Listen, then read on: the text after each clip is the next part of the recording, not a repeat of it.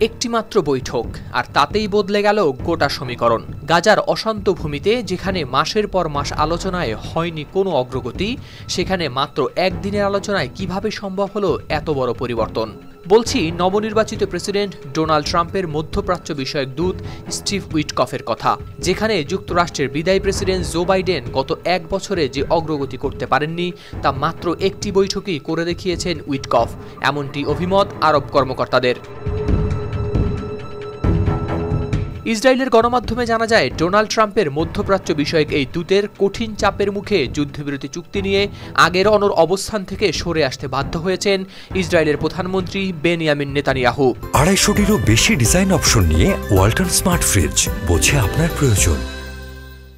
শনিবার জেরুজালেমে নেতানিয়াহুর কার্যালয়ে তার সঙ্গে বৈঠক করেছেন উইটকফ। এই বৈঠকেই তাকে আপোষ করার আহ্বান জানানো হয় বলে জানান দুই আরব কর্মকর্তা। তারা আরও বলেন, আলোচনার ফলে জিম্মি মুক্তি ও যুদ্ধবিরতি নিয়ে হয়েছে উল্লেখযোগ্য অগ্রগতি। যুক্তরাষ্ট্রের বিদায়ী বাইডেন প্রশাসন যেখানে দীর্ঘদিন ধরে চেষ্টা চালিয়েও পৌঁছাতে পারেনি কোনো স্থায়ী সমাধানে, সেখানে ট্রাম্পের এই দূত তা একদিনই সম্ভব করেছেন বলে অভিমত অনেকের।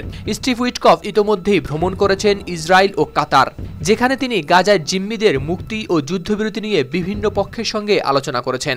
অন্যদিকে আরব কর্মকর্তারা জানিয়েছেন, প্রাথমিক চুক্তির শর্ত অনুযায়ী গাজা থেকে আংশিক সেনা প্রত্যাহার, ফিলিস্তিনি বন্দীদের মুক্তি ও মানবিক ত্রাণ সরবরাহের বিষয়ে ইসরায়েল ও হামাস নীতিগতভাবে সম্মত হয়েছে। তবে হামাস এখনও তাদের প্রতিক্রিয়া জানায়নি, কারণ তারা ইসরায়েলের চূড়ান্ত পরিকল্পনার অপেক্ষায় রয়েছে।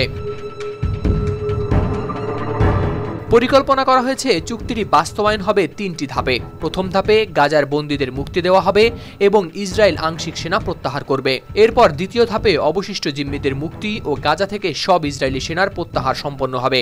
শেষ ধাপে হামাসের হাতে আটক লাশগুলো হস্তান্তর করা হবে। হাওলাদার শামীম, RTV।